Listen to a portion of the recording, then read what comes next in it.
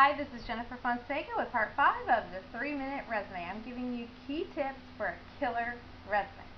Now this first one you've probably heard 100 times, but it's worth repeating 100 more because it is the most common and most fatal mistake that people make on their resume.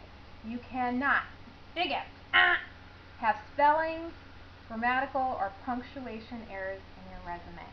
I've read hundreds of resumes and proofread lots of papers, and the most common mistake I see are those kinds of errors.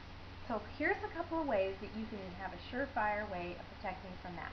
The first is you really need to have other people looking at your resume. Email it off quickly to a couple of trusted friends and let them read through it.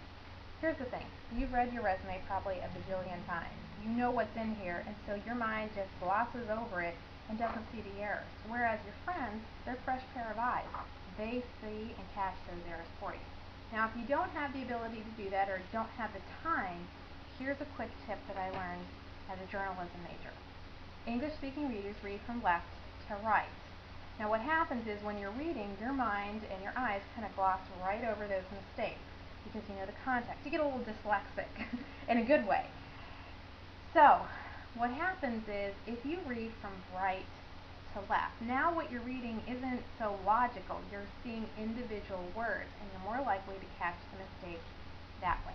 So proofread. The second tip for today is you want to think headlines, kind of like magazines. Guess why I bought this? The headline. Your resume talks about what you did. It's the interview where you talk about how you did it. So think of it this way. You're in the checkout line at the grocery store and you see the tabloids and it says how to lose 5 pounds in 3 days.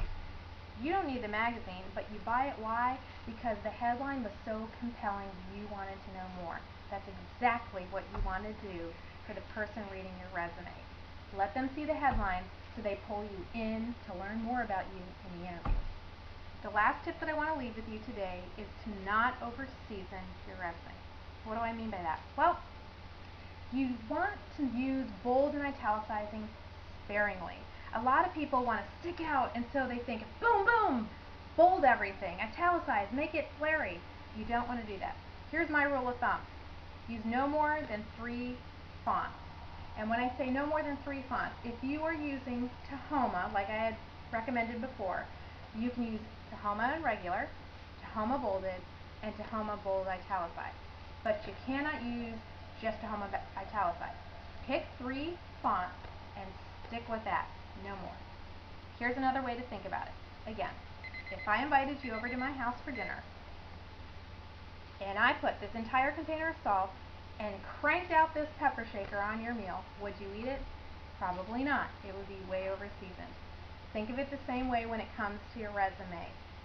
Pinch of salt, 1 crank of pepper, and it's more than enough to season it so that someone wants to come back over again.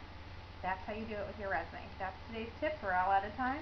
We'll see you in the next segment for even more key tips for a killer resume.